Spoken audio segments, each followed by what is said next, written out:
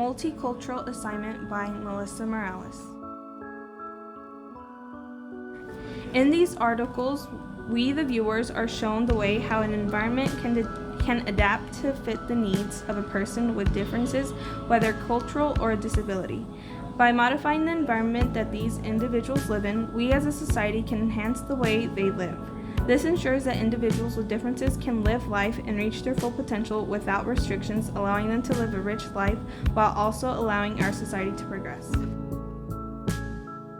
In the first article, it is stated that most children/students are unable to succeed in school due to restrictions and barriers that might come from their cultural background. It is important to note that this has been a historical issue for the past 2 decades. Due to the differences associated with multicultural students, a majority of the time, students go unnoticed due to the lack of resources provided by the schools.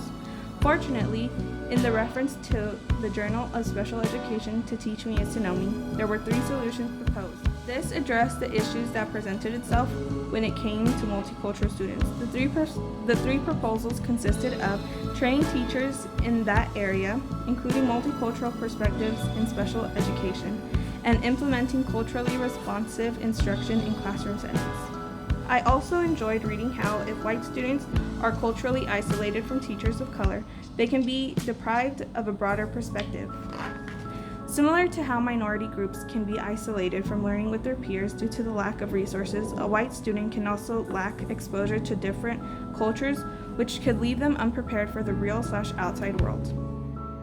In the Culturally Responsive Teaching Resources article, in this website, current and future educators are introduced to the term culturally responsive teaching, and the description that states it is a research-based approach that invites students to bring their expertise to the table. This allows students the opportunity to use their differences in the classroom, something that has never been an option or denied.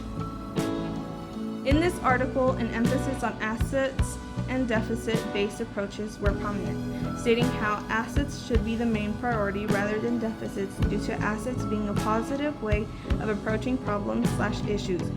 Showing assets when problem solving allows individuals and communities to use their resources. In the article, Social versus Medical Models of Disability, it showed that medical models viewed disabilities negatively and in a way of fixing an individual with defects, whereas the social model sees a way to change society instead of the person. These 2 models are the way in which society views disabilities.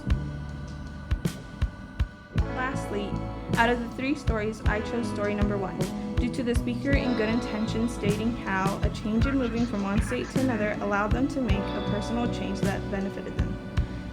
The change they made came to speaking/response, stating how, as a student, they were frustrated with the individuals in their environment for not responding quick enough. With self-reflection, they were able to realize how different environments required them to respond differently.